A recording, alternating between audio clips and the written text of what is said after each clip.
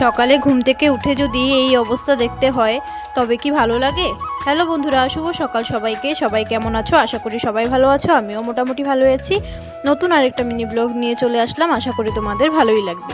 তো সকালবেলা ঘুম থেকে উঠে বিছানাতে ঠাকুরটা নমস্কার করে বাসি কাপড় চেঞ্জ করে চলে আসলাম বাইরে এসে দেখি কালকে বৃষ্টি হয়েছিল আর করিডোরে পুরো জল হয়ে গেছে। আরও জল থাকতো যদি না আমার বর্মশাই কাচিয়ে দিত রাত্রেবেলা।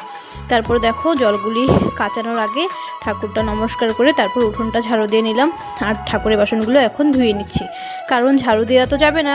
ঘরটা ঝাড়ু দেওয়ার আগেই ভাবছি ঘরটা একবারে মুছে নেব। তো দেখো বসে গেলাম ঘরটা মুছতে। ঘরগুলো মুছতে তো অনেকটা সময় লাগে, তার জন্য ভাবলাম একটু তাড়াহুড়ো করেই করে নিই, কারণ পরে করতে গেলে তো ঘরটা নোংরা হয়ে থাকবে, তাই না? বাসি ঘর থেকে বেরিয়ে যেতে হবে বর্মশাইকে, তাই আগেই ঘরটা মুছে নিলাম। ঘরটা মুছে তারপরে দিকে দেখো বর্মশাই সকালবেলা একটা ওষুধ খায়, তো সেটাই রেডি করে দিলাম।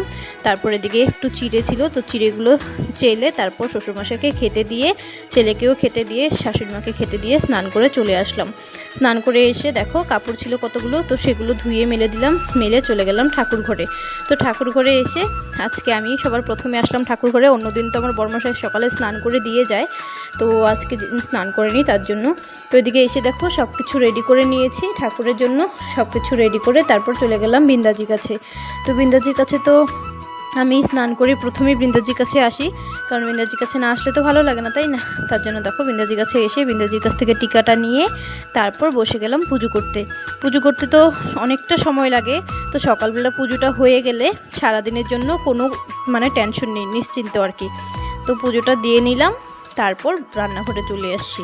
এসে দেখো ভাত বসিয়ে দিয়েছি আর এদিকে চাউলটা ধুয়ে রেখেছি আর বসে গেলাম সবজি কাটতে।